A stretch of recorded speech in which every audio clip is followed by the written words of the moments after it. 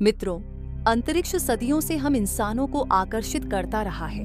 ब्रह्मांडीय चीजें हम इंसानों को लगातार चुनौती देती आई हैं और इसीलिए इंसान सदियों से उनका निरीक्षण और अध्ययन भी करता आया है।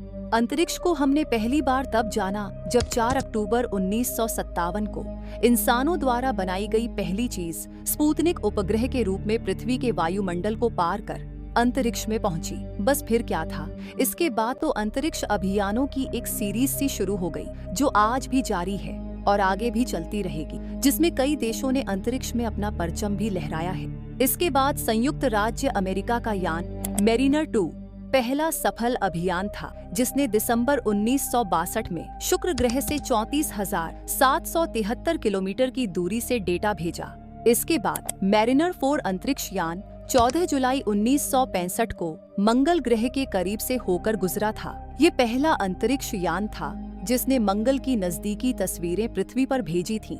इसके बाद 1969 को अपोलो 11 मिशन के दौरान नासा के 3 अंतरिक्ष यात्री चंद्रमा पर गए और उनमें से 2 चंद्रमा की सतह पर उतरे और चंद्रमा को एक्सप्लोर भी किया, जो कि नासा का सबसे महत्वपूर्ण मिशन था। इसके बाद संयुक्त राज्य अमेरिका का स्पेसक्राफ्ट मेरिनर 10 पहला ऐसा अभियान था जो एक ही मिशन में 1 से अधिक ग्रहों के पास से होकर गुजरा।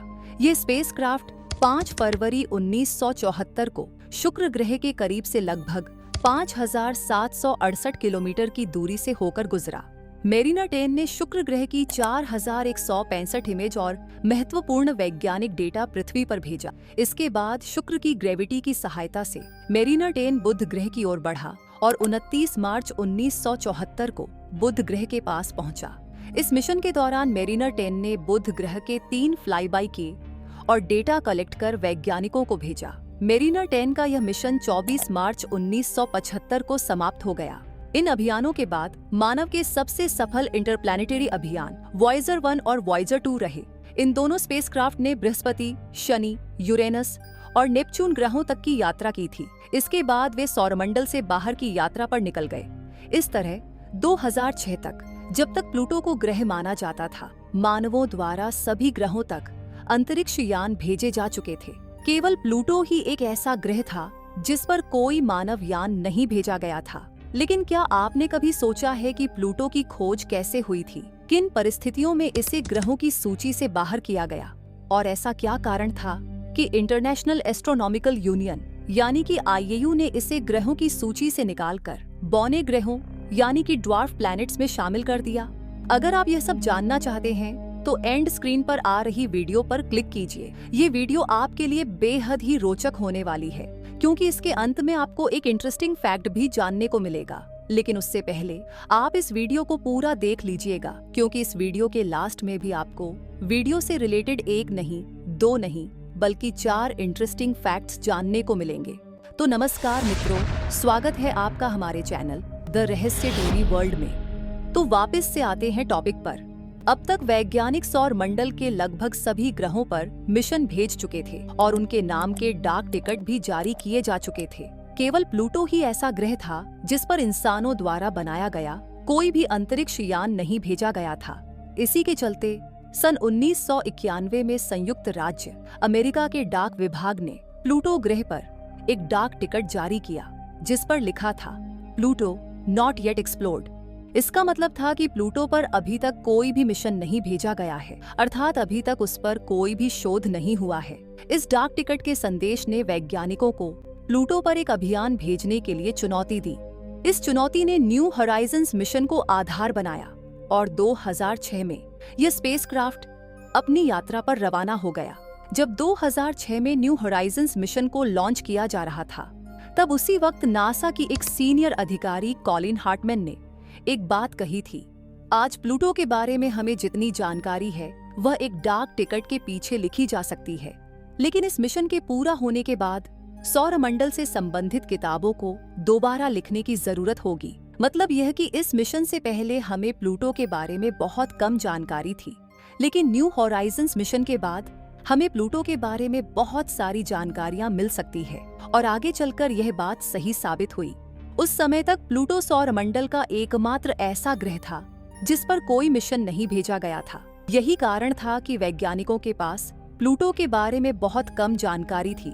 इसीलिए जब वैज्ञानिकों ने न्यू हॉराइजन्स मिशन को लॉन्च किया तो इस डाक टिकट को भी उसके साथ भेजा गया, ताकि प्लूटो तक पहुंचने के बाद ये सिंबॉलिक रूप से उस लाइन को गलत साबित कर सके। न्यू हॉराइजन्स स्पेसक्राफ्ट के निर्माण में करीब $700 मिलियन यानी कि 70 करोड़ डॉलर की लागत आई थी। पियानो के आकार के इस यान में 11 किलोग्राम प्लूटोनियम 238 भी रखा गया था। इसी कारण कुछ एनवायरमेंटलिस्ट्स और जनता के एक वर्ग ने इस स्पेसक्राफ्ट में रेडियो एक्टिव सब्सटेंसेस के इस्तेमाल पर आपत्ति जताई थी।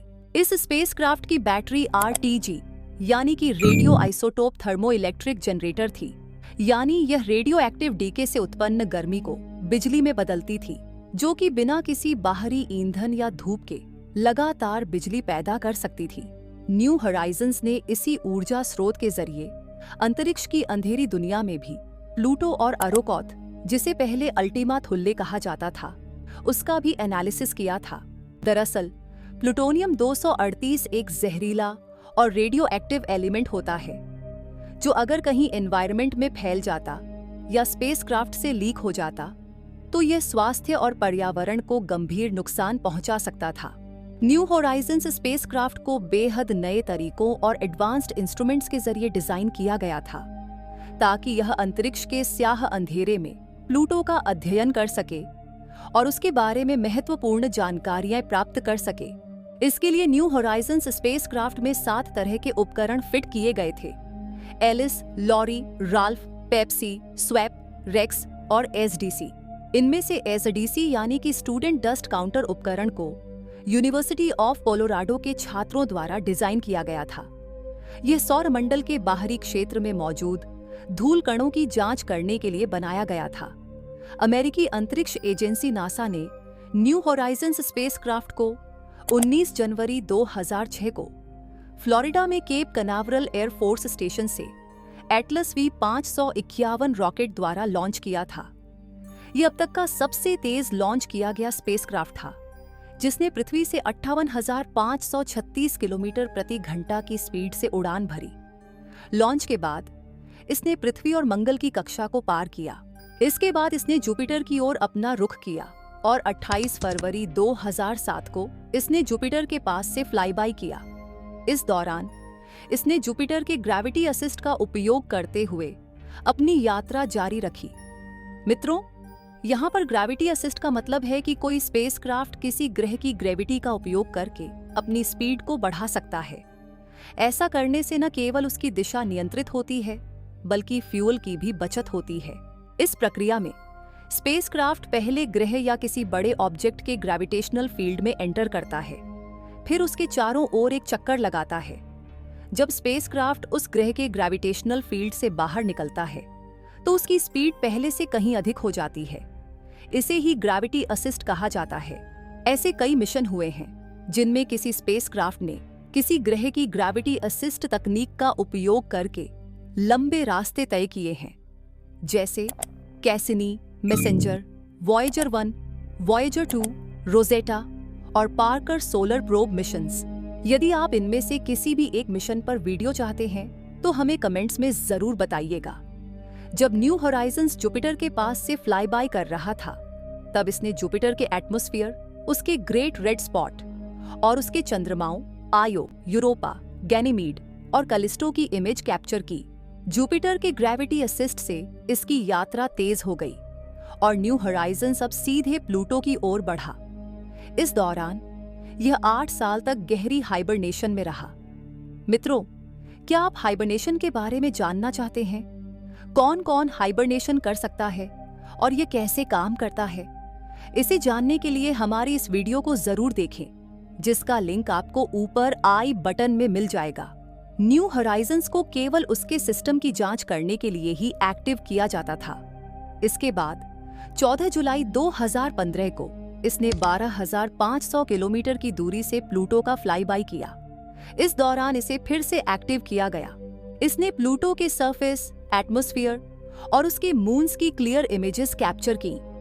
खास तौर पर इसने प्लूटो के सबसे बड़े चंद्रमा चारोन, जिसे अक्सर प्लूटो का शेडो ट्विन भी कहा जाता है, उसकी भी तस्वीरें लीं। न्यू हॉराइजन्स ने यह भी पता लगाया कि प्लूटो की सरफेस पर नाइट्रोजन आइस ग्लेशियर्स भी मौजूद हैं। इसके बाद 1 जनवरी 2019 को न्यू हॉराइजन्स ने कुइपर बेल्ट में मौजूद एक ऑब्जेक्ट 2014 MU69, जिसे पहले अल्टीमा थुल्ले कहा जाता था और आज इसे अरोकोथ के नाम से जाना जाता है, उसके पास से फ्लाई बाई किया। यह अब तक का सबसे दूर स्थित ऑब्जेक्ट था जिसका किसी स्पेसक्राफ्ट ने नजदीक से अध्ययन किया। अरोकोथ हमारे सौरमंडल के शुरुआती दिनों में बना एक प्राचीन अवशेष है और वैज्ञानिकों का मानना है कि यह आज भी वैसा ही है जैसा अरबों साल पहले था। इसके अध्ययन से हमें हमारे सौरमंडल की उत्पत्ति को समझने में काफी मदद मिली है। न्यू हॉराइजन्स अभी भी कुइपर बेल्ट में मौजूद है और नए खगोलीय पिंडों की खोज कर रहा है।